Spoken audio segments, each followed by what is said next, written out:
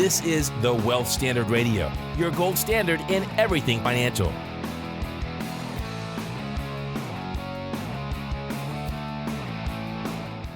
Morning, everybody.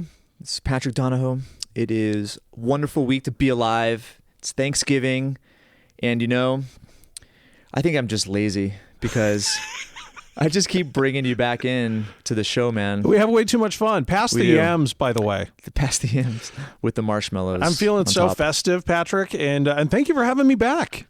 Hey, it is always a pleasure to say the least. There's nobody I'd rather have a conversation with on the podcast. Well, I think that's a total lie. And we're on 174, episode 174, and it's our conversation last time was awesome. We had a ton of raving reviews, and I think it has to be YouTube because you're one of those guys where it's like, man, that guy is like he's cool. I think cool. You're out of your mind. So check us out on YouTube. You can actually see Chunga in the flesh, live in the flesh. And there's a lot of flesh there, let me tell you. But yeah, it's fun to be here on the Wealth Standard Radio. For people who may not know, I've got an extensive background in the entertainment industry and in radio. But this is a totally different type of podcast for me to be doing. So it's fun to come in a medium and a platform that I feel very, very comfortable in, not knowing a whole lot. So basically you just said that this is just like a totally random, unorganized.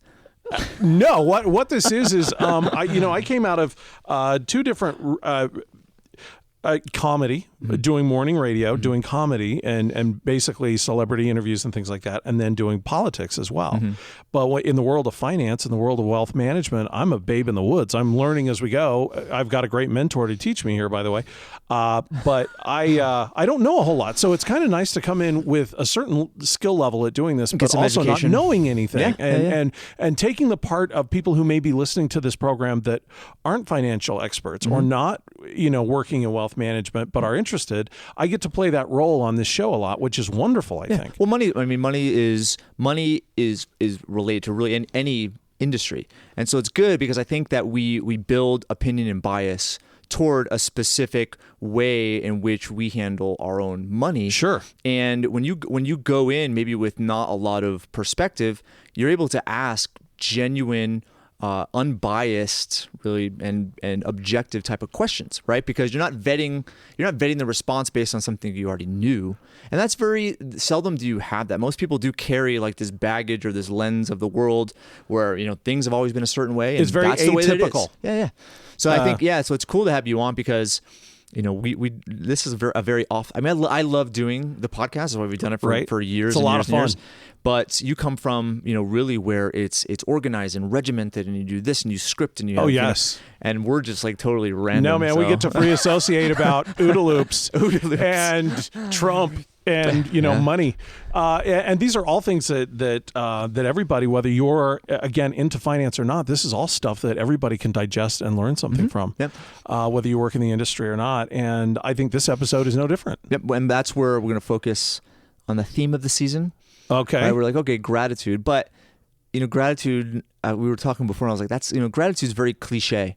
Right, where it's like you talk. I'm grateful for my mom. I'm grateful for me.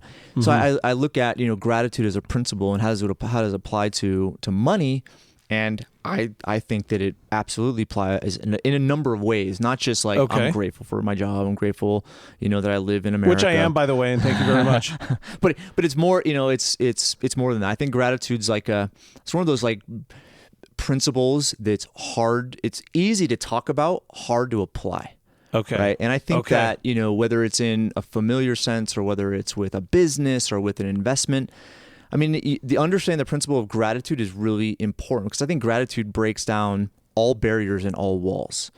Right. Because I think that when I don't know, there's a saying in Massachusetts, right? And you did your political thing there. Spent some time in Boston. Absolutely. Great city. My parents live on Cape Cod. So they live, about an hour out and a on half. the Cape. Beautiful. And that's where I grew up in that area, but there's a saying in Massachusetts where you're referred to as a masshole, right? And the idea is it's like you have kind of the drivers here that you make a wrong turn or whatever. There it's like they'll follow you and jack your car. And did this happened? No, this is no joke. Yeah, absolutely. No way. I was in Charlestown. I was going from Charlestown. That's the reason why. To Dorchester, and where my radio station was there in Dorchester, and had a guy following me the entire time, just screaming, honking his horn, and going crazy. I still remember the car. It was like a white Chevrolet. It was a Hanson Brothers, Charleston Chiefs. Yeah.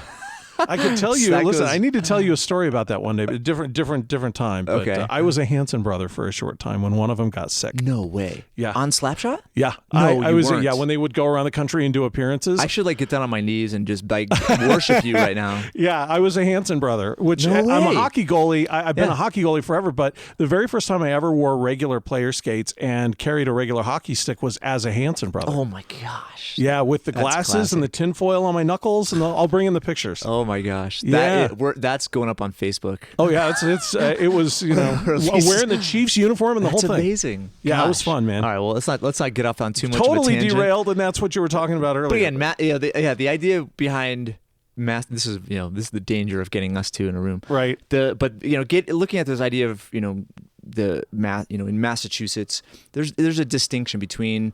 Because this is interesting. My mom's from the South, right? She's from East Tennessee. Mm-hmm. So we would always go down and we had my grandparents were there, my cousins, my aunts and uncles, and it was a totally different experience than the Northeast, right? Yeah. Because you had they had the accent and they had super friendly. I remember my uncle would come up. He'd teach at a summer camp with my mom, and he was everybody loved him because he had the accent and he was nice. It was just a complete opposite. Yeah. So I grew up in the Northeast, and I kind of it's a hard town you grew up in. Developed man. It's in this stigma of somewhat introverted, and you were private. We didn't know our neighbors really. Nobody looks at anybody there. That was the thing that struck me when I moved there, was that I lived in a beautiful town called Newton. I don't know if you know Newton. So I lived in Newton, and even a nice, well-to-do town like Newton, nobody looked at anybody. It's crazy. They walk around on the street, and everybody would just really keep to themselves. And I thought it was a little strange. It took a little of adjustment. Yeah, and I think that's the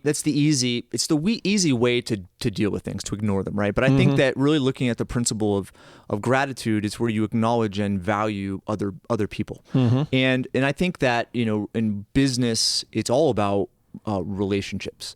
Okay, and there's some principles that I've learned, especially this year. I mean, I have two amazing business coaches, and they, I brought them on new last year, and I had known them previously, and they were really still really successful. Do you want to name their names? Do you want to do, or do they want to stay anonymous? I don't know. I don't have their permission, so I'm gonna. I'll balk on that one. Great guys, by the way. But yeah, they were here last week, and one of the things that I learned from them, one of the many things, especially this year, is just how important a foundation of people is, and especially to the building of a business, because it's kind of like an orchestra. You have a huge orchestra, and if you have one little thing out of tune, right, it affects everything. Sure. And you look at a smaller group, though, like a quartet, or it's easier to have harmony. It's easier to kind of communicate. But, really, when you get larger and larger, you need a conductor to be able to tell you, listen, you're out of tune, because you can't have the eye contact. And there's different instruments playing and different people here and different people there. It's too much to handle. You need somebody to kind of direct, wow, you need to, and know, in rehearsal,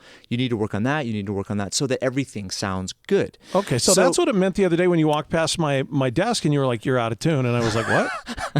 The hell did he just... We had your earphones on and you were singing. So that's I just waved. I don't know what he said. Something about being out of tune. But that's, I learned that this year, and I think it's difficult for me sometimes. With Paradigm, we have an awesome group and amazing people, but there's a lot of them, and looking at it's growing, and a lot of them are new. Yeah, and looking at how we work together, there's so many different personalities, and I think that you look at how everybody views the world, and it's all different. There's billions of ways to view the world, sure, right, including your own. But typically, when we're in our mind and we're thinking about things, we think everybody should view the world that we do, and when that doesn't happen, the frustration creates animosity. Yeah, you have people protesting in Portland. Yeah, and so that's why I think a lot of and I know, and then it becomes contagious if you don't sure, kibosh it. So because it bleeds from one person to another, and before you know it, it's like it's businesses a done. Pandemic. Yeah, so I think of bad energy. Yeah, and so I think you look at a lot of the successful companies that are out there, and they've built this culture on principles or values, whatever you want to call it. But that's what we've tried to work on that a lot here, because when you get to a certain level, it's kind of like going from the quartet to the orchestra. And if you're not in tune, and if you're not managing things the right way according to culture, then it doesn't matter what you do from a marketing perspective. It doesn't matter what you sell. It doesn't matter what the product is. Okay, there's going to be some failure. And so that's what we worked on this entire year. So I became just, enthralled in this whole idea of how people work and how people think and how they work together, in your opinion and my opinion, and all the different why they're not minds that are at work. Yeah, and there's some guys that are here at the office that have very strong personalities, and they think way different than I do. And it took me such beating my head against the wall until I finally figured out, wow, their intention is just as genuine as mine. Yeah. And really but they look at the world, they analyze things differently, they ask different questions, and I placed meaning on certain questions, and it was a totally misunderstood in pretty much every scenario. So the idea is, you really look at the what I'm trying to get across, which is relationships. You look at relationships anywhere, a business setting, a family setting. You look at relationships just with strangers.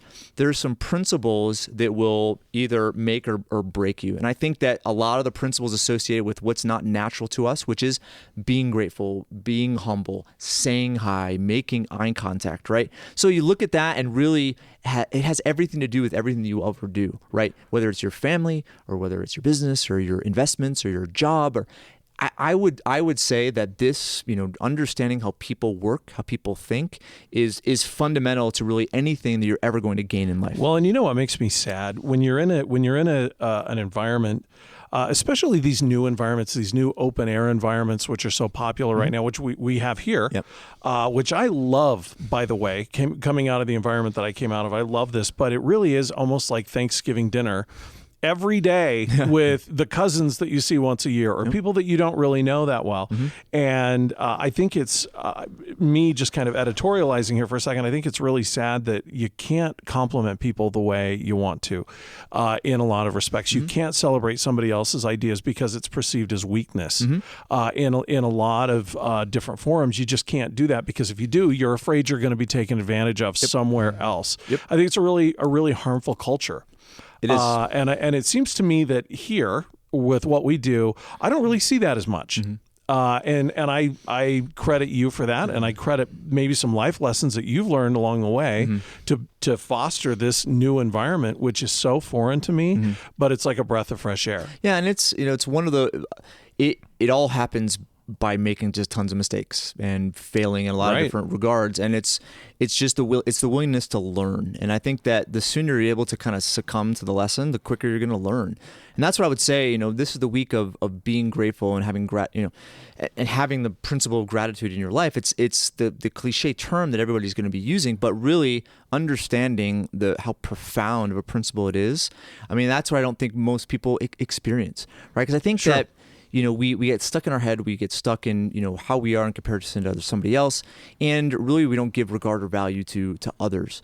But I think in the end, the principle of wealth is really you are using yourself to create value for somebody else. And really money comes in because you're creating more value than, what they're paying for. The principle of wealth. We seriously, we need to write that down somewhere.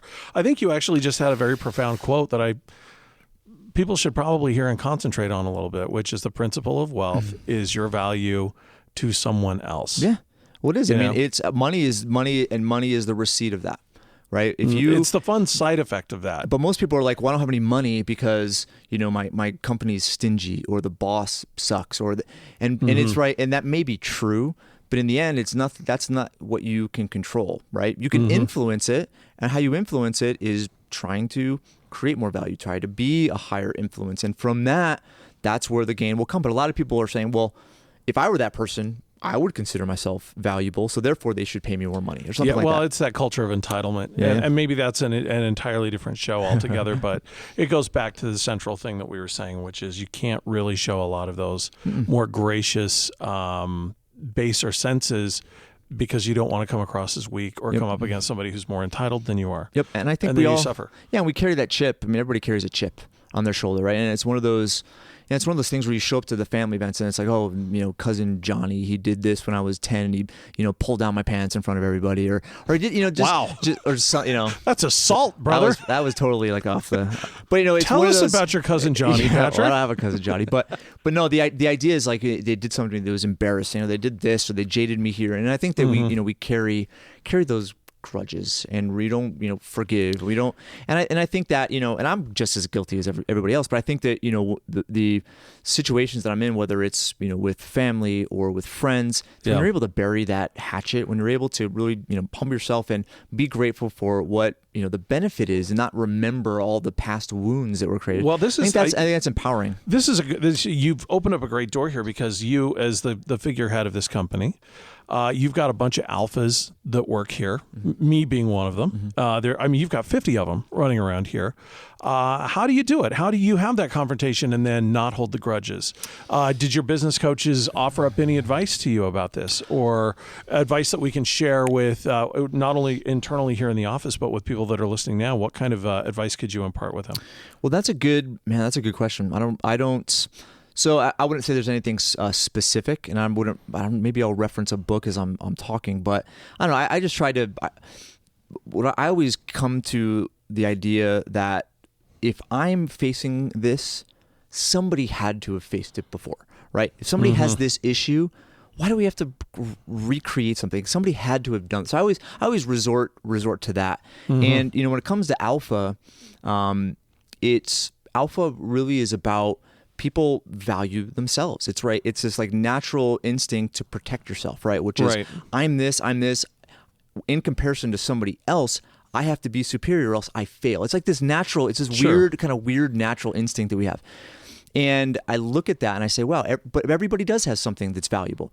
And if you really want to make a connection with somebody, you find what's valuable, what's important to them, and you make the connection. You ask those questions. You show that you care. And with a lot of the guys here, I'm not perfect at it at all.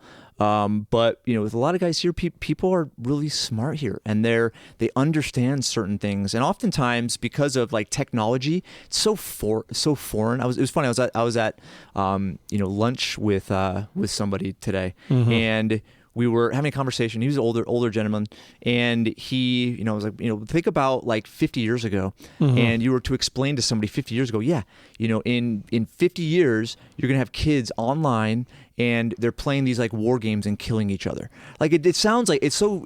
We're on this playing field where it's so normal today, right? Because of all the different video games that are out there and whatever, and all the TV shows. Which I love. I love video games, by the way. But if you think about it, it's like how odd is that? Would that have been to somebody 50 or 100 years ago? Oh. So So the idea is, you really look at just where we're at as a society, and people have this kind of competitive nature, and it's kind of progressing. But people in the end just want to feel loved. They want to hug. They want to feel valued, right? And I think that there's I don't know, the stereotypical man is not they're not expecting that. People are just at battle all the time. So do you worry as a CEO of a very successful company and a rising media star? Do you worry about showing gratitude yourself? Is this something that causes you any sort of trepidation or fear when you have to? When you have to is a bad way of wording that. When you get to praise an employee, do you have any sort of, I don't know, I need to be careful about how I praise this person, or does that go through your mind at all? It does sometimes. That's a good observation. I mean, you hold back on your own sincerity at times as the boss? I think I do. And I don't know, it's one of those, because again, it's this natural instinct. And typically, if you have a natural instinct, I always look at the best thing that you can do is do the opposite of that natural instinct. And we've talked about on the podcast, we haven't talked about this, but the George Costanza principle, which is, the video, we've referenced it a million times, but we can put it on the show notes again. George Costanza. It's hilarious, where he does everything the opposite and everything works and out. He succeeds. And everything works out for him. Yeah. So it's one of I look to that, and my natural inclination is, to be introverted, to be reserved, right? To hold that back. But the moments that I do kind of release that and I'm really grateful and express that in a genuine way, I mean, it never fails. It never fails. It's amazing how counterintuitive life can be. And that just it goes to the bigger picture of, hey, look, every single one of us is operating inside a certain box. And I think that's really what you're saying is, hey, step outside of that box. Yep. Go against your own intuition sometimes.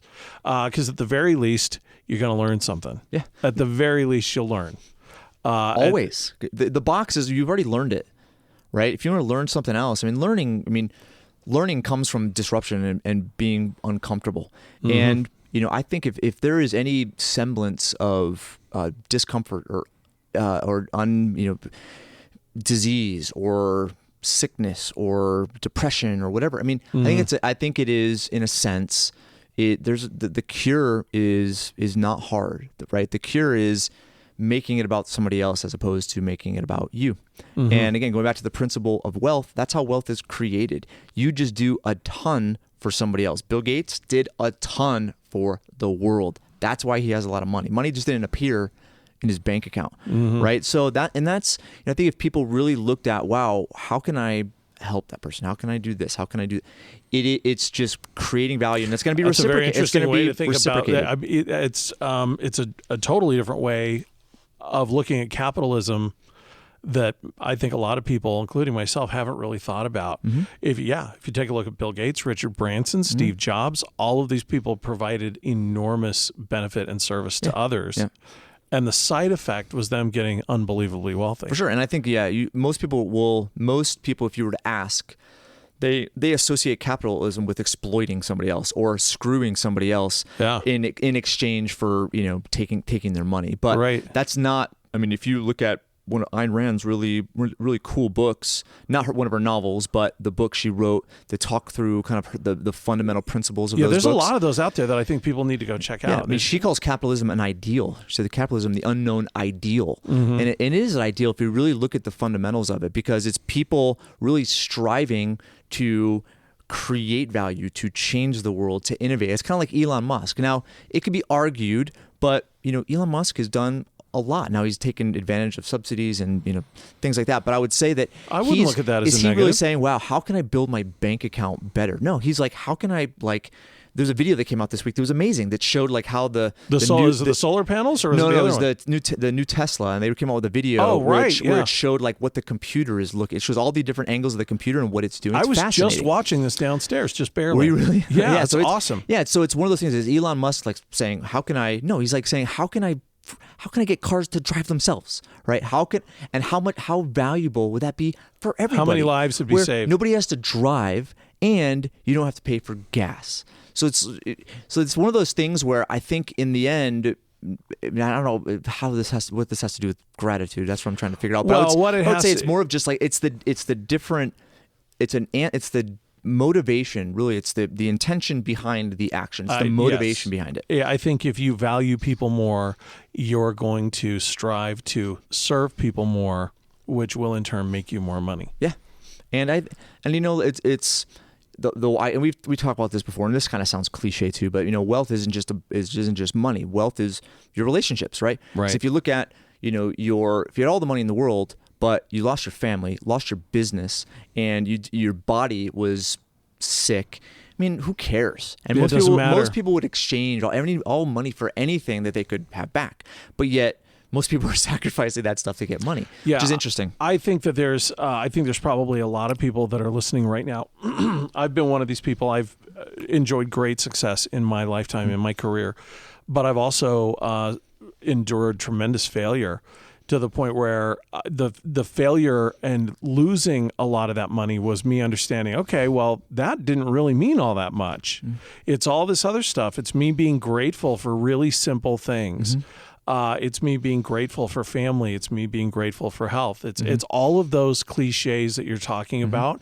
But cliched or not, that really is the most important these are the most important values that you can celebrate in your lifetime. Yep. That's wealth, in my opinion. I agree, and I think that the pursuit is one of these like mainstream ideas. It's like the Northeast, right? You have this way that it's the way that it is, and I think people really use that as like their crutch. But in the end, I mean, I think this week and in the weeks to come as we celebrate the holidays, we're going to get to see family. We're going to get to interact with them and really pay attention to. So people like you're going to have to interact with them. Yeah, and I don't, and I've been in Utah now for 13 years, and other than my little brother, my parents we only see them a couple times a year. My other brother who's in Denver. It's hard, man. And other family too. There's some family I haven't seen in years, but it's it's really the connection there and paying attention to. Wow, this is awesome. And playing full out, being fully engaged in conversation and really complimenting or being nice. It just goes such a long way. And it can never if it's genuine, it can never fail. Can I ask you a question? I want to kind of strip away some layers here, and I want to ask you a very honest question. How often do you step back?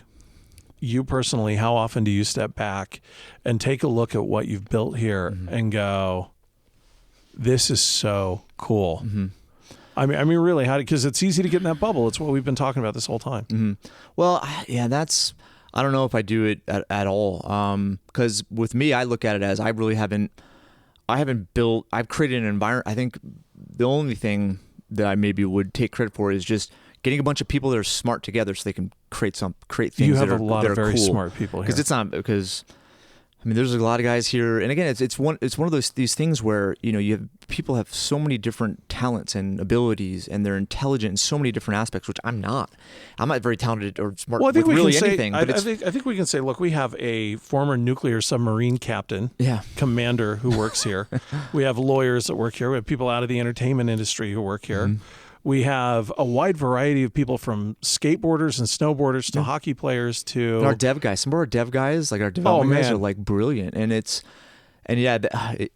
it's one of those things where everybody has. It's like the orchestra, right? You have this, you have an amazing trombone player, but if you were to put a trombone and play in Radio City Music Hall, it wouldn't. I mean, if it's a good trombone player, it'd be okay, but you're not gonna have tens of thousands of people show up to listen to that. No. Right? It's really they're showing up to see all the utility everything. players. Yeah, and so it's more of that, and I'm not really good at any of them. It's just I don't know. And that's what you need to do this holiday season. Then that's what you need to do, Patrick. Is you need to sit back this Thanksgiving and conducting lessons. Wow, this is awesome what you built here, because the company is flourishing. It's thriving, really, but you've got a lot of incredible people here, and different than other places I've worked, everybody's really motivated to make this theirs, which you don't. A lot of people are just in it for a paycheck. Not here. I see a lot of passion here.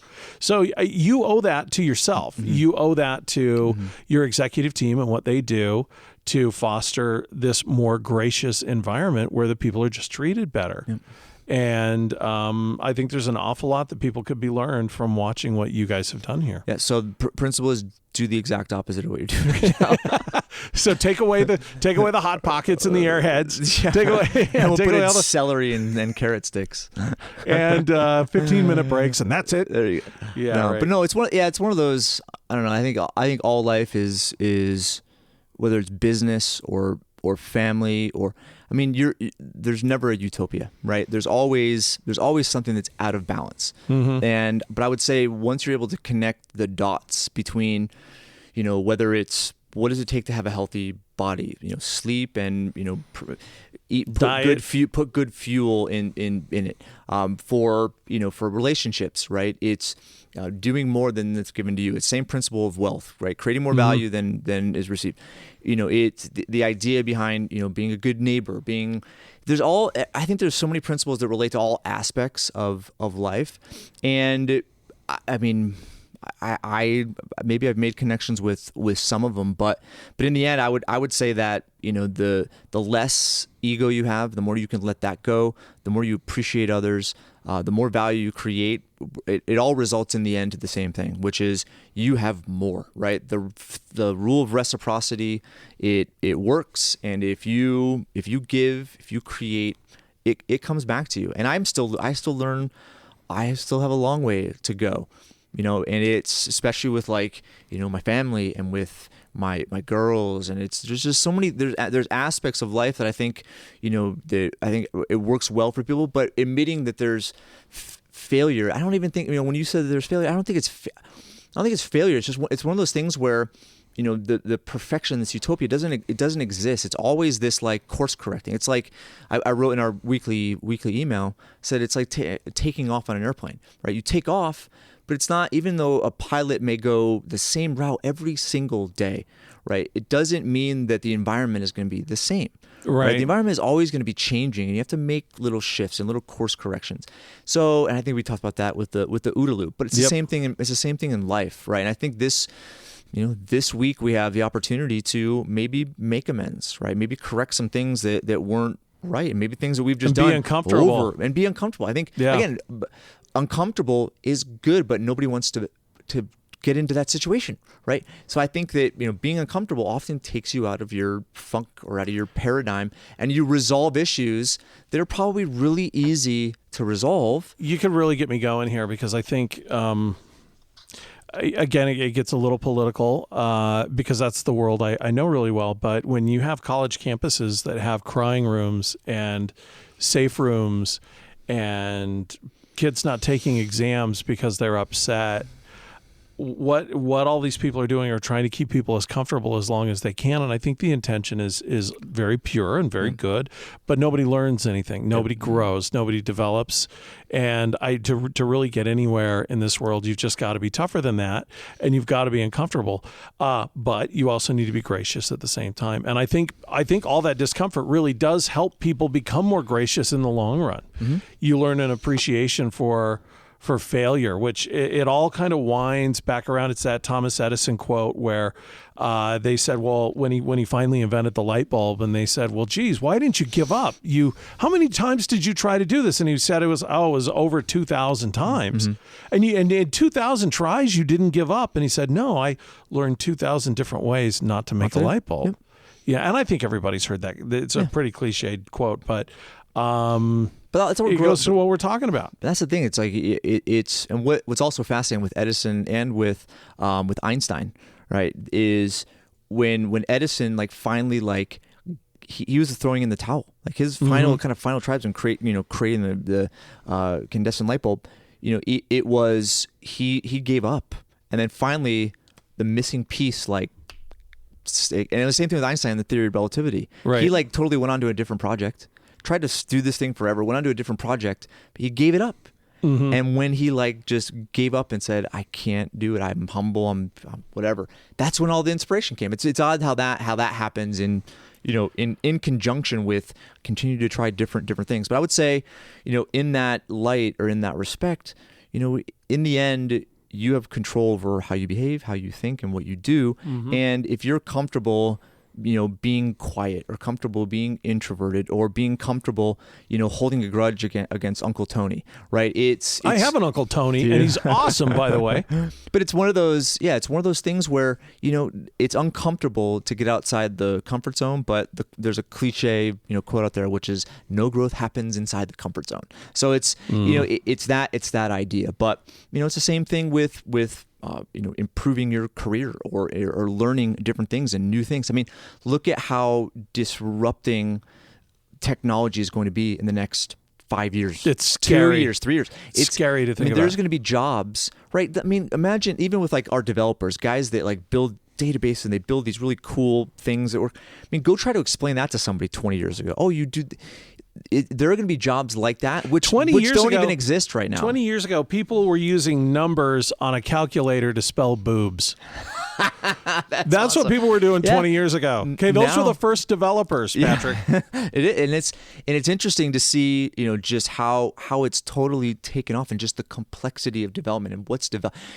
Yeah, anyway, so we have some really cool guys that do amazing things that you can't explain to somebody else that's not at least somewhat familiar with it. I mean, just go on GitHub, register for something, and read stuff. You won't understand a thing, even though it's in English. Right. So the idea is that's half my day here. The future is going to be like that. So my point with all of this is we're in the midst of this massive disruption, and you're going to be forced out of your comfort zone. So I would say that it's probably good to just do it of your own volition right now, as opposed to it being imposed and forced upon you. Because it'll happen no matter what. And disruption's hard for people. People become, habitual. They become, they're stuck in these ways, and this is how it is, and this is how it's always going to be. Yeah. And if that's disrupted, I mean, the longer it goes on, the harder it is for somebody to cope with that disruption. Yeah. Well, I know we're throwing out a lot of weird quotes here, but I believe it was General Stanley McChrystal. I was reading his book, and there's a quote in there about one of the first things they teach you when you become a special forces operator in the U.S. military is to be comfortable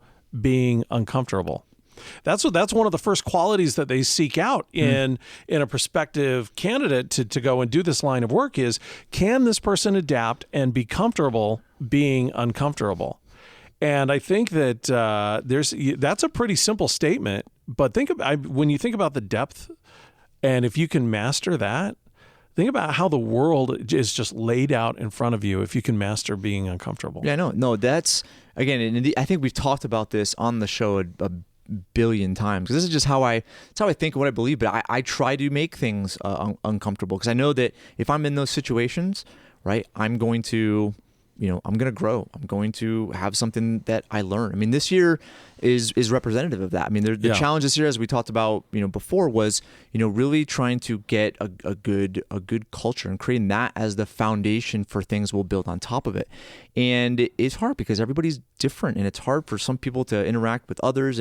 But in the end, that harmony is insanely powerful, okay? Because it creates all sorts of minds working together. But if you have grudges or wedges here, there, this person said that, or that person said this, and it's one of those, it will prevent all sorts of growth from happening. And I think that I wonder what would happen in an environment, whether at the Thanksgiving dinner table or in an environment like we have here, if you just said, okay, look, I'm really not getting along with this person. I'm going to be the better person here. I'm going to approach them. I'm going to be uncomfortable, and I'm going to go say something positive to this guy or this woman, and just see what happens. Yeah. Imagine what kind of change could take place around the world if everybody just did that for a second. I know it's kind of a hippie kind of an attitude to have, but I really do think it's true that our environment could be much different. Yeah, with simple gestures like that. I think and again, it is. I mean, think of the anxiety it is like having to go and talk to somebody about that thing, and it's not. I don't think it's natural, but again, I think the sign that it's the right thing to do is that it feels not natural. It feels uncomfortable, and if you sooner you deal with it, sooner you're going to experience wow. That's why I say the best thing you can do if you're in the dumps is to go and do something for somebody. Go and just send an email, or go and pay for go get McDonald's and go down to the street and give food to people that are homeless. I mean, it's just one of those principles where it's not natural, but when you do something for somebody else, you say something, you compliment. I mean, it's magic. Magic. Well, I got to hand it to you because one of the things that I do here with you is I'm handling a lot of the media relations stuff, and getting you to do this because you are very introverted. We're going to be getting you on TV. We're going to get you writing books. We're going to get you doing all kinds of things. And it's yeah, I know, Chunga. Yeah, I know. Yeah, okay. Well, the thing is with me, it's I'm talking to you. I mean, that's how I look at this. Yeah. If there was thousands and thousands of people, I probably would not be talking like this right now. Oh no, you will be. We'll get you there. But I really do think that you've hit on a bunch of really, really important things here as we've kind of meandered in and out of this topic. Yeah. But that's what Thanksgiving really is, right? Just sitting around and kind of thinking about things that you're grateful for and things that you can do better in your life. And boy, I've got a laundry list, We have a couple more minutes, but I kind of want to throw one more wrench in things. Okay. And I wrote down, some notes as I was thinking about this. I'm like, okay, how, it's gratitude. We don't want to make it like this. It's this touchy-feely, and I'm thankful for, Yeah, which is hard not to do. It's hard not to do. Yeah. It isn't, but I think, some of the things we've talked about over the last few weeks had to do with the political environment. Right. And I was thinking about this morning, and I was talking to a guy at the gym, and, I'm going to bring Donald Trump into this, okay?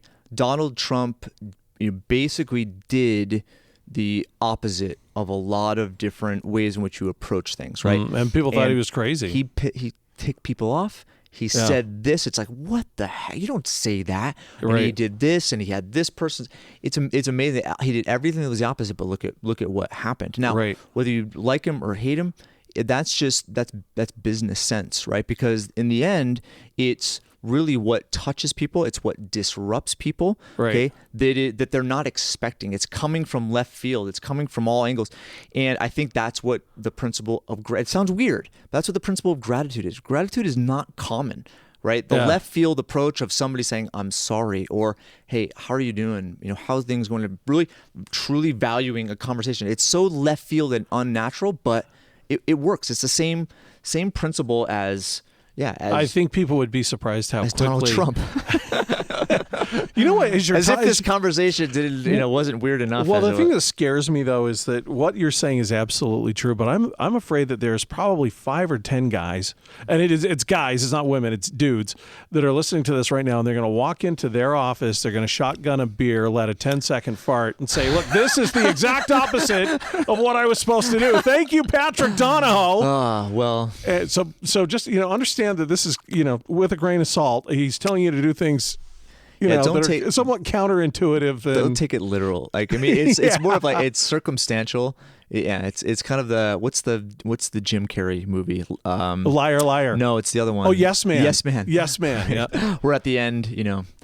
They donated all these clothes to charity because everybody in the conference was saying yes, so they just had them take off all the clothes. Which was a great movie. Anyway, that's there's a lot of principles in it. We should do a whole podcast on Yes Men. Oh, anyway, absolutely. But then all that is getting people outside their comfort zone, right? But it's the opposite. It's the unnatural inclination.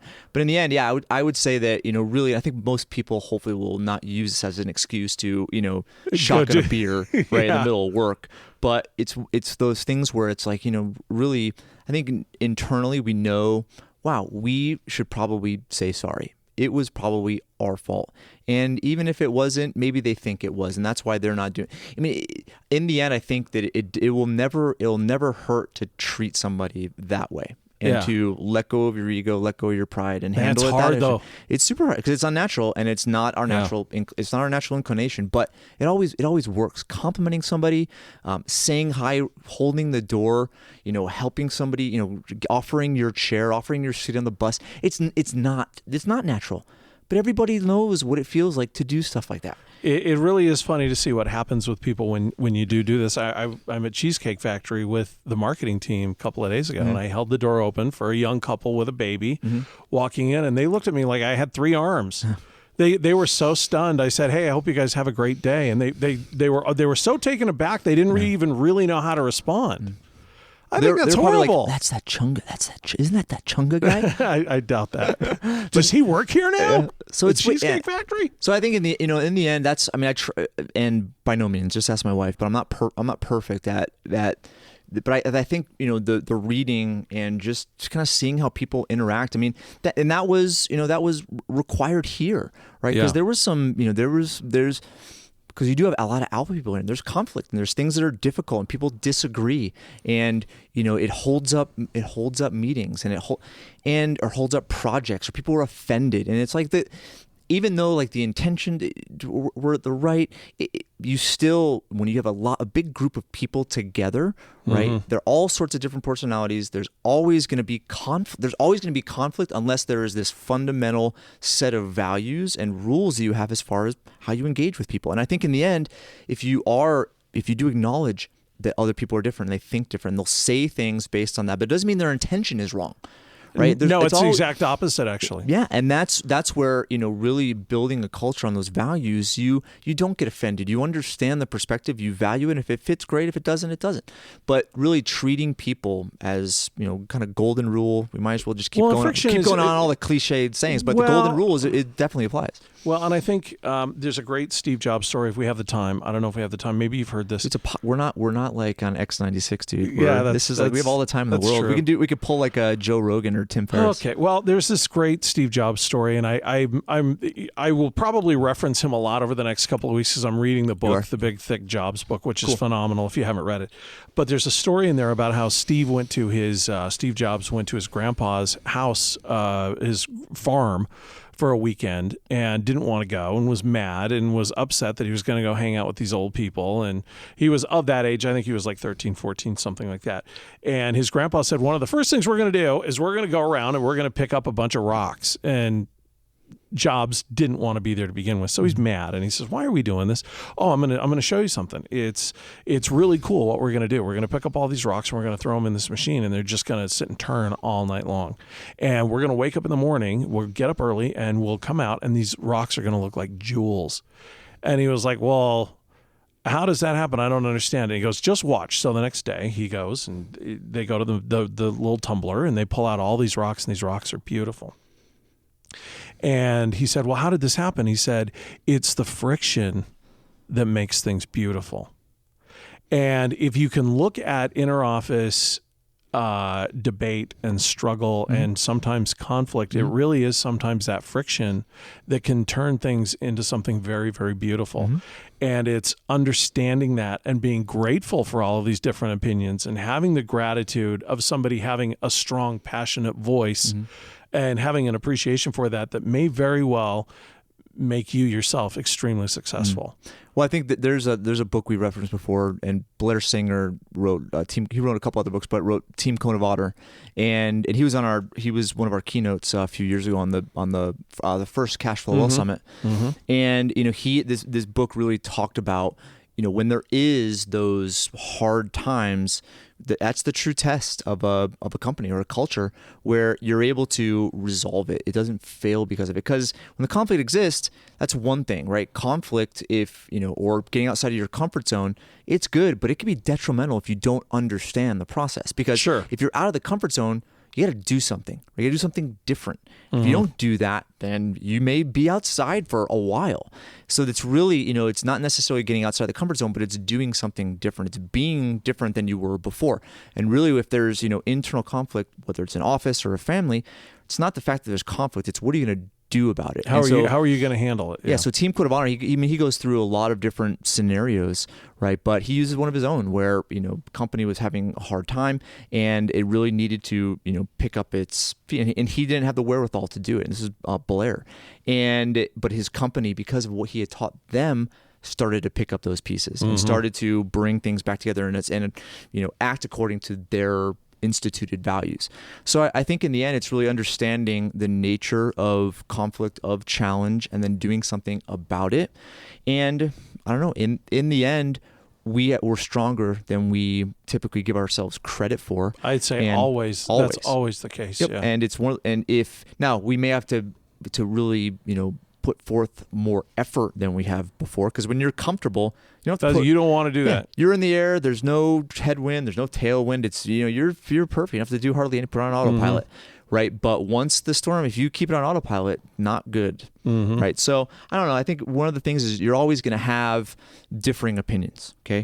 But in the end, what are the values that allow you to align once there is conflict, once there is, a difficult situation, once there is disagreement. So, and I would think that applies to everything, business, politics. I mean, think about it in the political arena. If there were principles that they all believed in, right, and held as far as core, there's disruption, there's conflict all the time. It will never not be there. But it will resolve itself if there were those, fundamental principles. But that's another. We could spend another hour talking about that for sure. But anyway, that's kind of what I thought about. Is I look at typically what we assume as the solution probably isn't. It's probably the opposite. And what we're naturally inclined to do, you probably should do the opposite, especially if there's a difficult situation. So in the end, I think Thanksgiving, it's a great time to put those things into practice. You're going to have a lot of opportunities to do it, and it's the theme. I would say just take advantage of it. Just do it. Don't be shy. Do it. Take advantage of it. Resolve things. Act against your natural inclination, and it'll probably work. Start this Thanksgiving. Let's do it now. Start with the family, and then work your way out to the job. Okay, let's do it. I like it. I'm down. Well, listen, man, happy Thanksgiving. Same to you. You'll get some time off with your family. Yeah, I'm looking forward to it. Eat up. I'm going to go beat people up at Walmart for cheap TVs and It's going to be no, great. you're not. If I see you on channel 2, I'm gonna be like, dude, I'm going to be sitting at home in my jammies doing nothing. That's what I'm doing. Cool, man. Well, we'll do our podcast next week. But everyone, have a wonderful Thanksgiving. Thank you for listening. If you've gotten this far and haven't turned us off already for our ranting, but and thank you for your support. Really appreciate it. If again on YouTube, we started to record a lot of our podcasts. So if you want to see us in the flesh, go to YouTube. Definitely go to YouTube for sure. All right, everyone, have a good week. Talk to you next week. You've been listening to the Wealth Standard Radio Show, your gold standard in everything financial.